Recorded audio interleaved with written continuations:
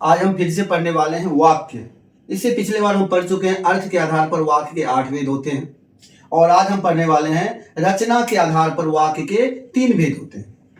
रचना के आधार पर वाक्य के 3 प्रकार होते हैं। जैसे पहला है सरल वाक्य।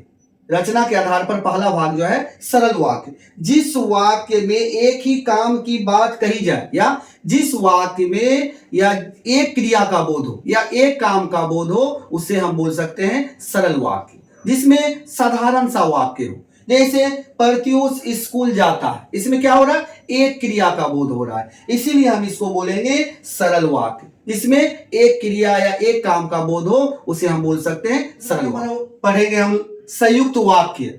जिस वाक्य में 2 बातें जुड़ी होती है उसे संयुक्त वाक्य कहते हैं। जैसे मैं बाहर गया और फल लाया, ये जो यहाँ पे और है जो एक वाक्य को दूसरे से जोड़ने का कार्य करते हैं। जैसे लेकिन, किंतु, परंतु। और एक उदाहरण ले लीजिए, बिजली नहीं है इसलिए अंधेरा है। यहाँ पे जो इसलिए है ना, वही तुम्हारा यहाँ पे संयुक्त वाक्य का जो है काम करता है। जहाँ पे लेकिन, किंतु, परंतु, फलक, बहुत सारा ऐसा है जिससे हम जो होते हैं जहाँ पे जुड़ने का भाव। जैसे यहाँ पे और, लेकिन, किंतु, परंतु। जैसे यहाँ पे मैं बाहर गया और फल लाया, तो यहाँ पे बाहर गया फल लाया के बीच में क्या है, और। यही है जो पढ़ेंगे वह है मिश्र वाक्य। मिश्र मतलब होता है मिला हुआ। जैसे मिश्र वाक्य, जिस वाक्य में एक बात दूसरी पर निर्भर रहती हो। निर्भर मतलब आश्रित रहना। जैसे उसे मिश्र वाक्य कहते हैं। जो मेहनत करता है, लग रहा है कि एक वाक्य यहाँ पे खत्म लग रहा है, खत्म हो रहा है। जो मेहनत करता है वही सफल होता है।